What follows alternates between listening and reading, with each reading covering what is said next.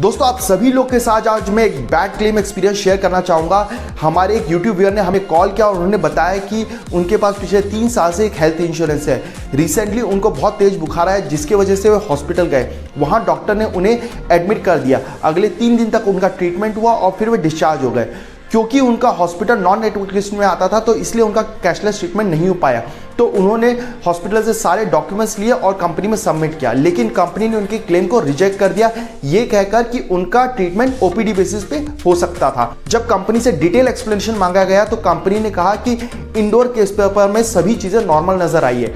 Indoor case paper basically दोस्तों hospital का routine record sheet होती है जो बेसिकली पेशेंट की मेंटेन की जाती है ऑन अ डेली बेसिस, जिसमें जो भी चीज़ें की गई हॉस्पिटल में वो सारी चीज़ें मेंटेन रहती है। लाइक 12 बजे कितना टेम्परेचर था, 3 बजे कितना टेम्परेचर था, 6 बजे कितना था, साथ में कब कब क्या दवाइयाँ दी गई।